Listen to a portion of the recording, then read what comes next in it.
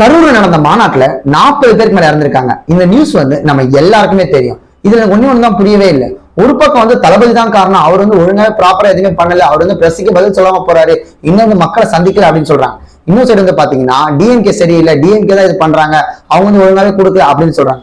மக்களுக்கு ஃபர்ஸ்ட் ஒரு விஷயம் தெரியவே மாட்டேங்குது. என்னன்னா, குழந்தைங்க எல்லாம் கூட்டு மாநாட்டுக்கு போறது, இதெல்லாம் ஃபர்ஸ்ட் அவங்க தவிர்த்திருக்கணும். ஆனா என்னோட அலிகேஷன் என்னன்னா, பெரிய பாயிண்ட் என்ன நான் சொல்லுவேன்னு பாத்தீங்கன்னா, டிஎம்கே கவர்மெண்ட் தான் காரணமான்னு கேட்டா முழுக்க முழுக்க அவங்களாதான் இருக்கும் அப்படின்னு சொல்லிட்டு நான் உண்மையை சொல்லுவேன்.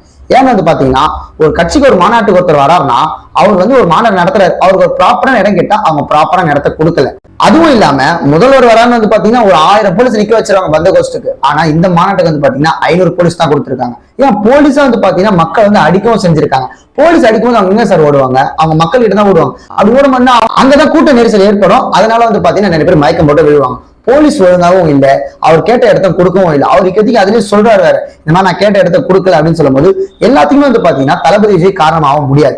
என்னைக்குமே ஒரு மாநாடு நடக்குதுன்னா அதுக்கு ப்ராப்பரான ஃபெசிலிட்டிஸ் தமிழ்நாடு கவர்மெண்ட் தான் ப்ரொவைட் பண்ணணும்.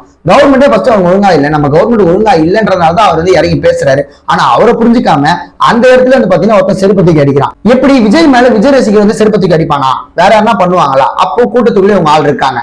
இந்த மாதிரி ஒருத்தரை அழிச்சு உண்ணும், ஒருத்தரை வளர்ச்சி கெடுக்கணும் அப்படின்னு சொல்லிட்டு டிஎம்கே கவர்மெண்ட் தான் பண்றாங்க. இது எல்லாருக்குமே தெரியுது. ஆனா ஒரு சைடு என்ன தெரியுமா சொல்றாங்க,